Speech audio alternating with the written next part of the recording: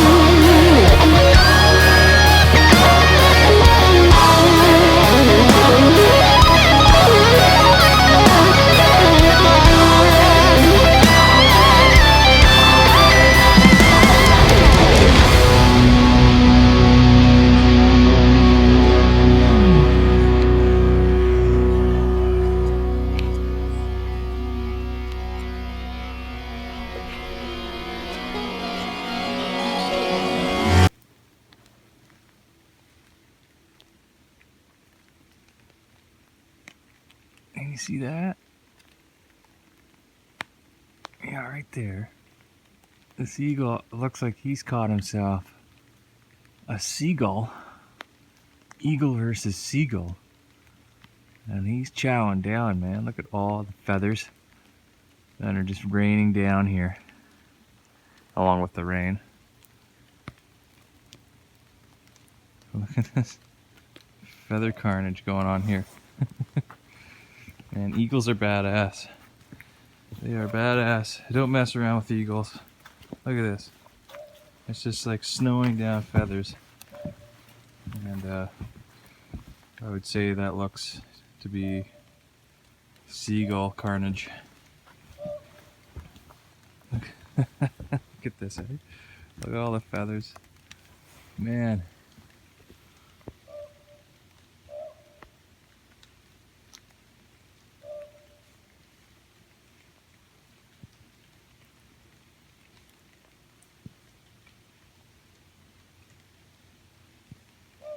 Chowing down. You're badass, eagle. Bon appetit. Okay, so today I'm looking at replacing some of our fork toggles because you'll see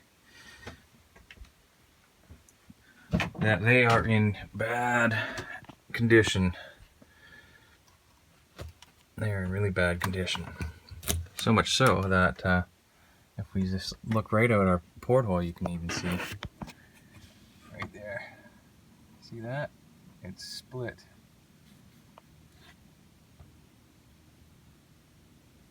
It's actually split right there. And same, you can see on the bottom of that fork toggle as well. It's split. It's corroded. You can see the rust on them. When they get rusted like that, they get pitted. And there you go. You can see it on that close up. When they get rusted, they get pitted, and then they eventually fail. So there's they all need to be replaced at this point. So that's what we're going to do today. So I'll explain to you. She's not helping though.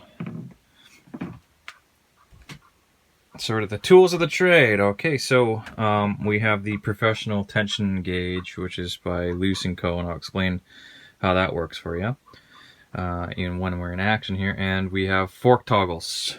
So these are what we're replacing them with. They're just Stay Lock brand fork toggles, 1/2-inch diameter, and these are the left threaded and right hand threaded fork toggles. So how can you tell if it's left handed or right hand threaded? The left hand threaded, you'll see the threads angle up to the left, right? So if this is the right side of the thread and that's the left side of the thread, you can see that they're on an angle up to the left. And conversely, the right hand threaded toggles, if you look at them closely here, you can see they're on an angle up to the right. That's the left hand side and that's the right hand side. The right hand side, the angle up to the right. So that's how I remember anyway, if they're left hand threaded or right hand threaded, which way the upside of the thread is. So that's the left hand threaded, that's the right hand threaded. You want the left hand threaded on top and the right hand threaded on bottom. And the reason for that is that it's easy to remember when you're tensioning your stays, that it's conventional. You go clockwise to tighten, counterclockwise to loosen. So that's why I always put left hand threaded on top, right hand threaded on bottom. So that way when you do turn the turnbuckle there, you know what you're doing. Clockwise to tighten, counterclockwise to loosen. So as you can see from the box, it kind of gives you a visual idea of right there what's going on, how you set this thing up and read your scale. So you have the scale at the top, the needle will point to what the number is on the scale, then you refer down to your chart here. So in this case it looks like it's pointing at 45. You come back down here, look at what 45 is on the scale, and it looks like that would be 18% of the rigging strength of a 3/8 cable, if you see that, what I'm talking about there, right? So if that's 45, You come down, look at the scale, the closest analogous number there is 46. You come across, the only thing in that, I'm assuming in this instance, this cable they're using is a 3/8, or else you would have exceeded the breaking strength of a lot of these. So if this was a 3/8 cable, 45 would be about between 14 and 18%. So about 16%, 15% is what you're ideally looking for as a starting point, a recommended starting point. 15% of your breaking strength is what is typically recommended for rigging. What I'm going to do, and I'll show you this once we get outside here on deck, is I'm going to take a base measurement of what the rig is sitting at now before I touch anything, before I start backing off the turnbuckles. I'm going to go around, measure the tension on each of the stays to see where we're at to start, because ideally your rig is already straight, the mast is already going to be perfectly good and straight, right? And you can tell that by eyeballing up the you can't really see because the mesh there is messing up my focus, but you kind of eyeball up the mast track, the mainsail track, to see that the mast is straight, that your shrouds are straight, that nothing has a twist in it, and that's how you know, generally speaking, that your rig is straight. So we're pretty straight. I think I can actually get, it looks like there might be slightest a bit of twist from just my eye looking at stuff, looking up and down the rig. And my suspicions will be confirmed or debunked as soon as I get the apparatus here on the shroud. So that's what I'm going to do. I'm going to start by taking a base measurement, and just a little bit more explanation about this tool here. You have a little gauge here, so if you're not sure particular or what size you're at, you should before you order this tool. But this is the model PT3, which is professional model number 3 for heavier rigs. So our rig is a 5/16 stainless steel shrouds, so that's why I purchased this one. It covers that, and I can use that little gauge there to confirm that my shrouds are indeed 5/16. And before we get started as well, you see this little hole right here? That's important. So I'm going to get a little safety cable on there, a little piece of lanyard on there, and that way I can tie off my tool while I'm using it, and I'm not going to throw my $300 tool into the ocean. Okay, and finally, all the tools of the trade for this particular job. So I've got my gauge, I've got the fork toggles themselves, which need to be replaced, as the Brits and such would like to call a spanner. Is that what you guys call a spanner? A spanner? A screwdriver, so that you can put that into the, so that you can stick that into the turnbuckle and turn the turnbuckle. Very, very important, anti-seize lubricant by Permatex, which is specifically designed to, in English, prevent seizing, galling, and corrosion of metal parts, right? So a lot of people neglect that step when they're doing rigging and getting that onto the threads of your toggles and such to prevent them from seizing and corroding over time in that very caustic salt environment. And of course we have some gloves to keep our hands clean while we're mucking around with that, and shop towel.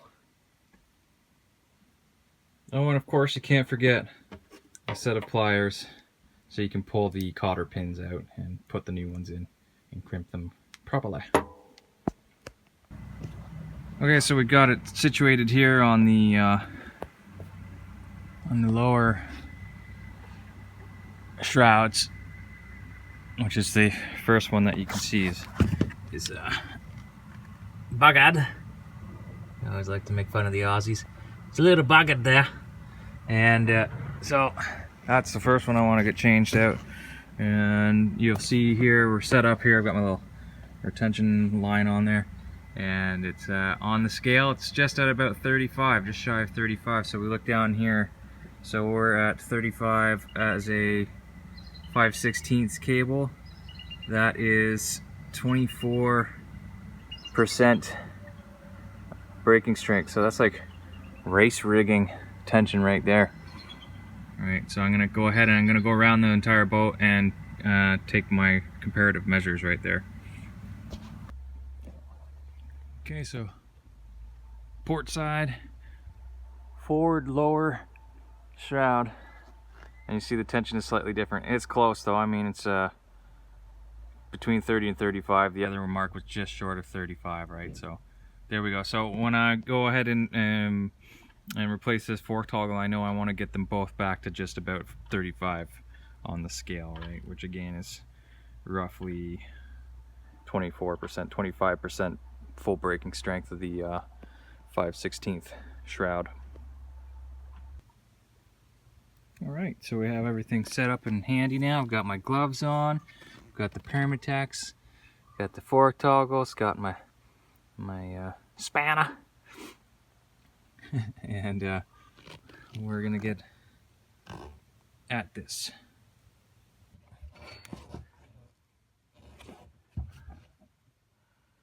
So first thing I noticed right away is that they have this rigged up the opposite way, so they have the right hand threaded on top, which means that I know I have to turn it the opposite way. And this is why I was saying I want left hand threaded on top, because I want to turn counterclockwise to loosen, whereas this one, as confusing as this is going to sound, I have to turn it clockwise to loosen it. And you can hear the tension too, right? So I'll know when I'm loosening it, because that note will get lower for those of you who might be musically inclined. Now, right away, I realize I'm silly and I forgot that that's going to turn the bottom one, because the bottom one's fixed in place, right? But I need something, another screwdriver to get in here and hold this one steady, or any kind of wrench actually to hold that from turning. So as I turn it, it's going to turn mutually. So I'll be right back. Of course, as luck would have it, it's got to start raining now, right? Okay, so I know that they got this backwards, so I got to turn it. I've got to turn it clockwise to loosen it. And again, I was expecting this would probably be the case as well, that sometimes you got to get some liquid wrench on here to get it to break loose, because this bottom one is turning, but the top one is quite seized into place. And of course, I run the risk of this further snapping and injuring me quite badly, so this is not something I want to put a whole bunch of force on right now. If this comes loose on me right now, I'm going to be in some trouble with this snapping right back in my face at 24% of its breaking strength. So I am mindful of that. It's kind of a precarious thing, isn't it?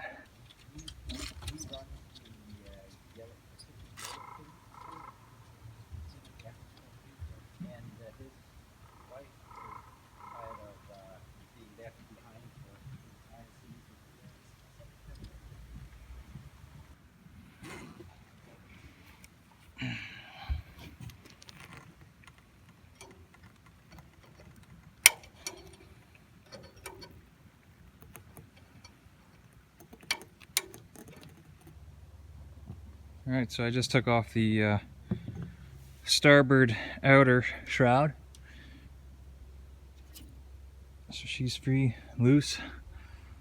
And this is what I was talking about.